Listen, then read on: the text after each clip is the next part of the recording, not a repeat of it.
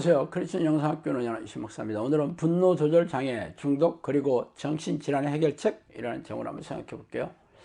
분노 조절 장애나 중독, 그리고 정신질환의 세 가지 공통점이 무엇인지 아세요? 이들이 죄다 정신병이라는 거죠. 그러나 분노 조절 장애는 성격상의 문제점이라고 여기고, 우리나라에서는 알코올 중독에 관대하고, 날이 갈수록 자녀들이 죄다 스마트폰 중독 증상이 가파르게 진행되어 있지만 부모들은 심각하게 생각하지 않습니다. 그러나 최근 이러한 정신질환 증세가 뜨거운 감자로 불거졌죠.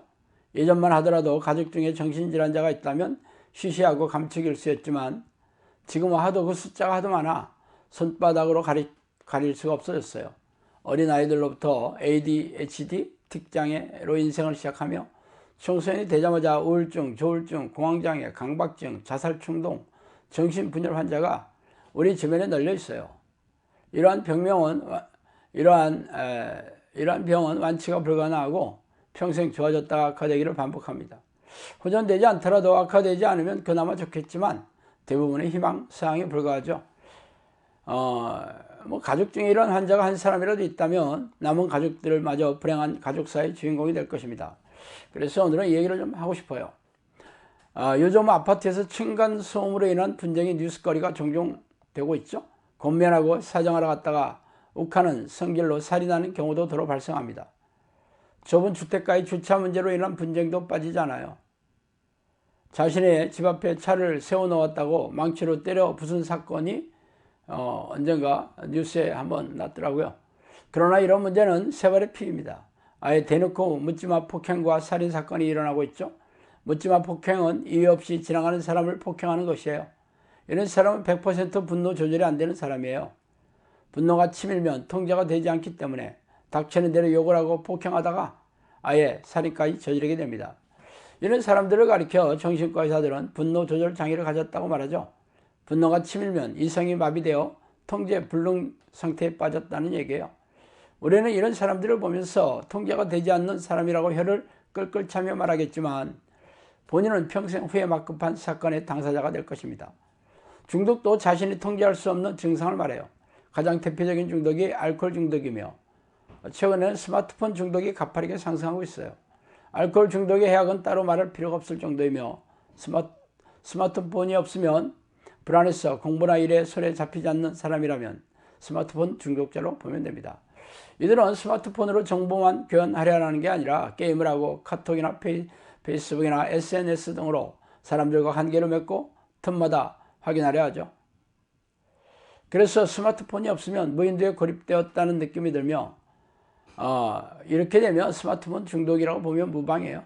아마 자녀들의 상당수가 스마트폰 중독 증세를 보이고 있을 것이고 대다수의 성인들도 틈만 나면 습관적으로 스마트폰을 만지작거립니다.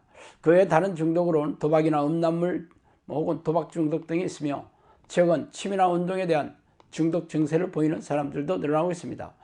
중독은 쾌락을 탐닉하다가 아예 정신줄을 놓은 사람들을 말해요. 그래서 중독자가 되면 정상적인 생활을 유지하기 힘들죠. 자신이나 가족 중에 중독자가 있다면 불행을 예약했다고 해도 과언이 아닙니다. 중독은 단지 중독에 그치는 것이 아니라 폭행과 범죄로 이어지며 정신을 피폐하게 하고 삶을 황폐화시키기 때문입니다.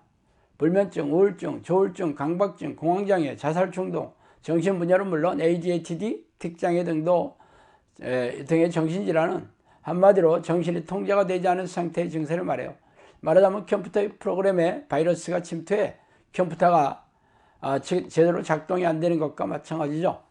그러나 대부분의 정신질환 환자들은 가벼운 증세나 간헐적인 증세를 보이기 때문에 정신과를 찾아가 상담을 하고 정신과 약을 복용하면서 위급한 상황을 넘기려고 합니다.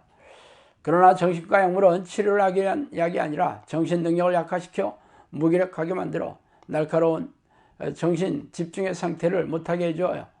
그래서 정신과 약물은 장기 보조한 사람들은 정신력이 현저하게 떨어지는 것을 경험하게 되죠. 그러나 따로 방법이 없기 때문에 약을 복용하며 상태가 악화되는 것을 피할 수 없어요. 말하자면 장기적으로 정신 능력을 마비시키고 있다고 보면 됩니다. 분노조절 장애, 각종 중독, 일반적인 정신질환 증세는 죄다 이런 정신병의 범주인데 정신병이란 지적 능력이 떨어지거나 제대로 작동이 되지 않은 질병이에요.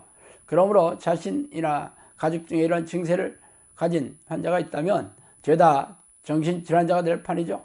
그럼에도 정신질환은 완치가 되지 않는다는 게 심각한 문제예요. 그렇다면 왜 이런 정신질환이 생겨나는 것일까요? 병원에서는 현대인들은 엄청난 스트레스를 받으며 치열한 경쟁에서 살아남으려다가 무리해서 정신상태의 과부하가 걸린 결과라고 말하고 있습니다. 그런 원인도 되겠죠. 그러나 근본적인 문제는 정신질환은 완치가 안 된다는 거예요. 그래서 저는 귀신 들린 자들에게서 드러나는 정신질환 증세를 보고 귀신들이 일으키는 원인이 정신질환의 일부에 그치는 것인지 아니면 전부인지 참 궁금했던 적이 있어요. 그래서 성령께 이 문제를 한번 제가 물어봤어요. 그래서 과연 정신질환이 죄다 귀신들이 공격해서 일으킨 병이냐고 이렇게 물어봤어요.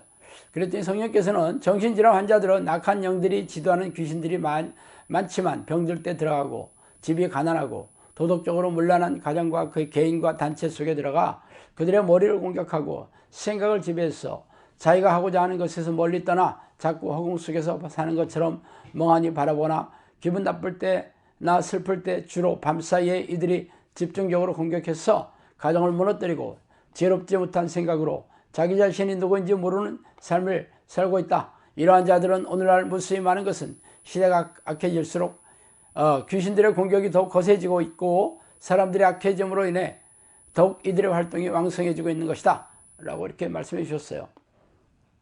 이처럼 제가 알게 된 각종 정신질환의 원인은 과도한 스트레스나 치열한 경쟁에서 빚어진 정신이 과부하던 상태가 아니라 귀신들의 공격이라는 것이죠.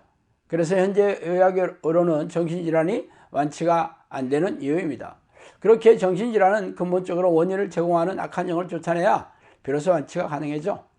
그러나 제 주장을 진지하게 들을 이들은 거의 없을 거예요.